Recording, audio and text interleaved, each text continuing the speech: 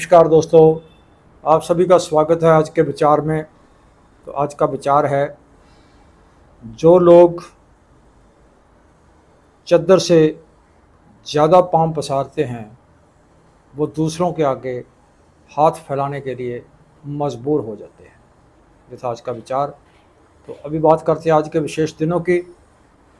आज का 19 जुलाई के विशेष दिन हैं। 1827 में देशभक्त मंगल पांडे का जन्म।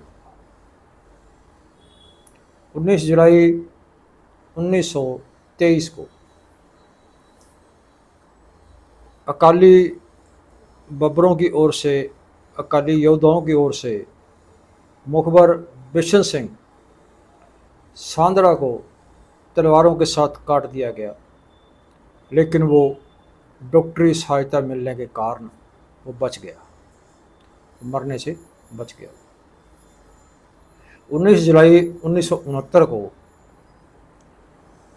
भारत सरकार ने देश के जो 14 प्रमुख बैंक थे उनका कौमीकरण किया।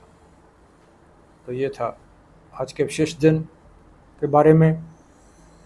तो अब जैसे हमारा हर रोज़ हर दिन एक वास्ता पड़ता है, जैसे संपत्ति जो दफ्तरों में, ऑफिस में, और वो सबसे बड़ा है तहसीलदार का ऑफिस, पटवारी का ऑफिस, जहाँ पे हर व्यक्ति का राब्ता पड़ता है उसके साथ। जैसे ये ज़मीन की जमाबंदी, गिरदावरी, संक्रमण, जिसे इंतकाल भी कहते हैं। तो क्योंकि ये सभी जो काम हैं ये संपत्ति से जुड़े हुए हैं, चाहे वो ज़मीन जायदाद है, चाहे घर है, प्लाट है, कुछ भी है, तो ज़्यादातर ये जो किसान के साथ ज़्यादा जुड़े हुए हैं। जैसे ज़मीन की गिरदावरी करानी, ज़मीन का इंतकाल कराना, रजिस्ट्री करवानी, तो ये सारा कुछ। तो इसमें जो सबसे महत्वपूर्ण जो खास है वो है मतलब जमाबंदी।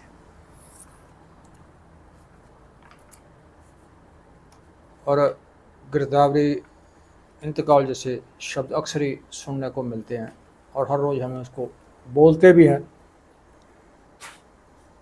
तो बहुत सारे, अब ज़्यादातर इनके बारे में बहुत सारे लोगों को जानकारी नहीं होती कि इनका मतलब क्या है, इन शब्दों का मतलब क्या है, या इसके पीछे रीज़न क्या है। तो इनको आम व्यक्ति की बात तो दूर, जो ज़्यादा पढ़े लिखे लोग भी हैं उनकी समझ में भी ये बातें बहुत कम आती हैं। शब्दों के बारे में तो जानते हैं, लेकिन शब्दों को जो उनके अंतर जो है, मतलब जमाबंदी है, गिरदावरी है, रजिस्ट्री है, इंतकाल है, इन शब्दों के जो मतलब अर्थ जो है उनके बारे में पढ़े लिखे लोगों को भी बहुत कम मालूम होता है। तो इसकी अज्ञानता के कारण, इसके बारे में ना जानने के कारण बहुत सारी वो जो दफ्तरों में, ऑफिस में इसके बहुत परेशानी होती है, इनको लेकर के बहुत परेशानी होती है। तो कई बार ऐसा होता है कि अपनी ही ज़मीन जायदाद की मालकी के बारे में, उसके कब्जे के बारे में भी मालूम नहीं पड़ता, जिसके कारण धोखाधड़ी, हेराफेरी होने के भी बहुत सारे चांस रहते हैं। और बहुत सारे ऐसे लोगों के साथ ये धोखाधड़ी, ये चांस हो भी जाते हैं। और दूसरा इसके कारण यह है कि इनके बारे में जानकारी ना होने के कारण तो फिर ये लूट खसूट, रिश्वतखोरी, तो ये सब कुछ चलता है। तो ये भी इसके कारण बन जाते हैं। तो इसके बारे में लोगों को जानकारी हो, मुख्य रूप में से जानकारी हो, अगर इसके बारे में पूरी जानकारी हो तो बहुत सारी इन समस्याओं को, इन मुश्किलों को लोग खुद आप ही हल कर सकते हैं। लेकिन इसके बारे में बहुत कम जानकारी होती है। तो और बहुत सारे जो विवाद है, जैसे ज़मीन जायदाद में बंटवारा, घरेलू संपत्ति में बंटवारा, तो वो भी उसमें रिकॉर्ड, कब्जा, तो उसमें कास्ट वगैरह का जो ऐसे झगड़े हैं, अगर इसके बारे में जानकारी हो तो इन झगड़ों से बचा जा सकता है। तो सबसे पहले बात करते हैं जमाबंदी की। जो किसी भी ज़मीन जायदाद की खरीद फरोख्त या उसकी जानकारी लेने के लिए सबसे पहले जमाबंदी जो है लेनी पड़ती है, जो एक रिकॉर्ड होता है उसका, मालकाना रिकॉर्ड होता है जिसका, तो उसको फ़र्द भी कहा जाता है। तो ये सबसे महत्वपूर्ण दस्तावेज है, प्रमाणित दस्तावेज है ये। तो इसकी जो प्रमाणिकता, जरूरी रिकॉर्ड होता है उसके मालकाना हक का, जो कि एक प्रमाणिकता के तौर पर इसको पेश किया जाता है। अगर इसमें कोई बदलाव नहीं किया जा सकता, जिसका जो जमाबंदी है, तो इसके अंदर कोई या कह लो कि हेरा फेरी या उस तरह का कुछ नहीं किया जा सकता, तो उसके लिए भी एक रिकॉर्ड तैयार करना पड़ता है, और वो वाजिब तरीके से, मतलब उसमें बदलाव हो सकता है लेकिन ऐसे उसके अंदर बदलाव नहीं हो सकता। तो ये सब पहले तो ये पटवारी के पास वहाँ से लेनी पड़ती थी, लेकिन अब इसका जो इंटरनेट के ऊपर है, पूरे पंजाब का रिकॉर्ड जो है, ज़मीन जायदाद संपत्ति जो भी है उसका रिकॉर्ड है, उसकी कोई जमाबंदी, कोई उनकी गिरदावरी, रजिस्ट्री, जो कुछ भी है उसका, तो वो सब रिकॉर्ड इंटरनेट पर मतलब अब मौजूद है वो। तो वो कहीं से भी देखा जा सकता है, कहीं से भी वो लिया जा सकता है, कहीं से भी चेक किया जा सकता है वो। तो इसकी प्रमाणिकता जो है वो अलग अलग तहसील, सब तहसील, तो कहीं से भी उसके मालूम की जा सकती है। और ये जो जमाबंदी का है वो एक, अगर आप उसके लेते हैं तो वो 1 महीने के लिए उसकी योग होती है, वो 1 महीने तक वैध होती है। महीने के बाद फिर आपको जमाबंदी है वो लेनी पड़ेगी। और इसमें जमाबंदी में जो है उसमें 8 कॉलम होते हैं। तो पहले समय में इससे ज़्यादा होते थे, कॉलम ज़्यादा होते थे, मगर अब उनकी जो प्रमाणिकता की ज़रूरत नहीं है, इसलिए अब उसमें 8 कॉलम ही रखे गए हैं। वैसे इनका जो रिकॉर्ड है, वो जो लिखती रिकॉर्ड है, वो कहीं से भी तहसील में से या पटवारी के पास से वो मिल जाता है। यानी कि अगर इंटरनेट पे या मतलब आप उस पर नहीं वो करना चाहते, तो उसका लिखती प्रमाण देखना चाहते हो, तो वो वहाँ से उसका मिल जाता है। अलग अलग कॉलम है, वो सारे रिकॉर्ड की प्रमाणिकता और सारे रिकॉर्ड की वो जानकारी भी देते हैं कि उसके अंदर क्या पास हो। अगर उसके एक कॉलम में भी थोड़ा सा भी अस्पष्ट हो या वो पूर्ण ना हो, तो उसको सही नहीं माना जाता, उसको उसकी प्रमाणिकता रद्द हो जाती है। तो आगे आ जाती है दूसरे नंबर पे गिरदावरी, जो कि वो ज़मीन के संबंध में होती है, फसल के संबंध में होती है। तो गिरदावरी रजिस्टर्ड भी जो है, ये भी एक बहुत महत्वपूर्ण दस्तावेज है। तो ये इसको फसल का मुआयना किताब भी कहा जाता है। यानी कि जो फसल है खेती में, जैसे बहुत बार अब जो आफतों के अंदर किसान की फसल बर्बाद हो जाती है, ख़राब हो जाती है, उसके लिए पटवारी जो है, तहसीलदार जो है, वो उस फसल के बारे में जानकारी कि ये कितनी एकड़ में फसल थी, किसकी मालकाना थी,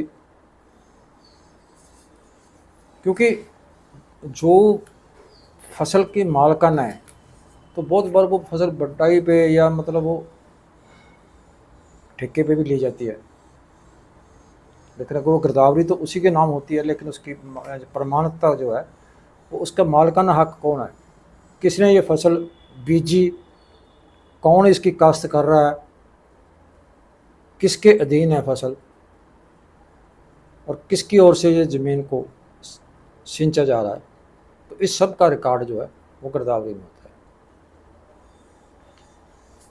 तो ये कब्जा धारक के नाम पे तस्दीक होती है कि जो उसका मौजूदा फसल का जो मालिक है, चाहे वो ज़मीन का मालिक और हो सकता है, लेकिन फसल जिसने बीजी है, बोई है जिसने, तो उसकी भी उसमें तस्दीक होती है, उसमें फसल का सब रिकॉर्ड रखा जाता है। तो उसके अंदर जो है वो 20 कॉलम होते हैं। तो ज़्यादा जो महत्वपूर्ण है वो जैसे जमाबंदी वाले पहले ही 8 कॉलम हैं, वही महत्वपूर्ण होते हैं। तो जो बाद वाले कॉलम है वो तो दोबारा वैसे ही आ जाते हैं, तो उसके अंदर उसी को मतलब दोबारा किया जाता है। तीसरे नंबर पर आ जाता है इंतकाल। असल में ये एक रजिस्टर पूरा दस्तावेज होता है, जिसे ये कहते हैं कि पक्का दस्तावेज होता है मालकाना हक का।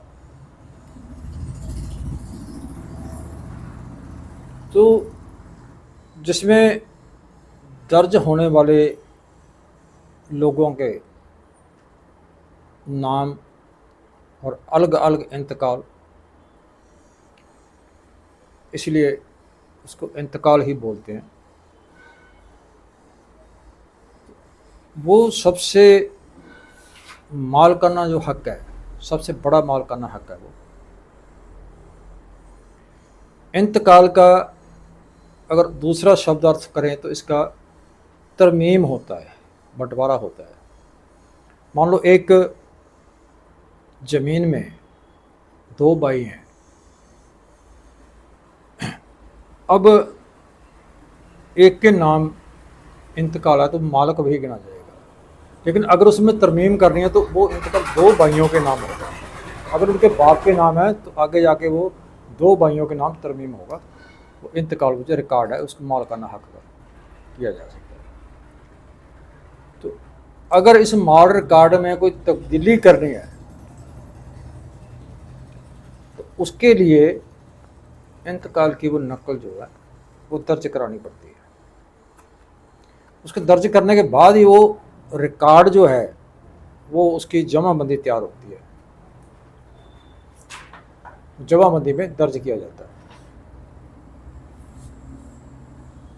तो मतलब जो जमाबंदी में कोई तब्दीली या शोध करने के लिए, उसमें कोई और नाम दर्ज करने के लिए, निकालने के लिए जमाबंदी में तो इंतकाल की ही ज़रूरत पड़ती है।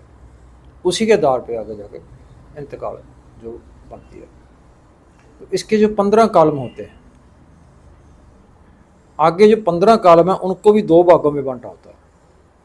एक भाग है A7 जो कि बाईं ओर होता है, एक भाग है A8 जो कि दाईं ओर होता है। तो बाईं ओर का जो भाग है उसमें वो जो पुराना रिकॉर्ड होता है उसका ज़मीन का या संपत्ति का, उसके मालिक का जो भी है वो पुराना रिकॉर्ड है जो वो उसमें होगा, और जो दाईं ओर है उसमें जो उसका नया दर्ज होगा वो उसके अंदर दर्ज होगा। तो ये इसको जो करता है वो हल्का का, जो उस हल्के का इलाके का जो पटवारी होता है वो पटवारी करता है। तो इसकी आगे जो तस्दीक है, जो प्रमाणिकता है इसकी, वो नायब तहसीलदार या SDM करेगा, वो मंजूर करता है। तो एक माल विभाग में होता है रजिस्टर, जिसको रोज़ नामचा भी कह देते हैं और रजिस्टर डायरी भी कह देते हैं। हालांकि इस बात का आम लोगों को लोगों के लिए कोई महत्व नहीं होता उस बात का, उस रिकॉर्ड का, लेकिन उसमें रिकॉर्ड जो है वो सारे का सारा लिखा जाता है वो हर रोज़। तो वो एक पटवारी वो लिखता है तो जिसकी वो काफ़ी महत्ता होती है। तो नाम के मुताबिक जो है, जो रोज नामचा जो डायरी है, तो उसमें जो छोटी मोटी रिपोर्टें हैं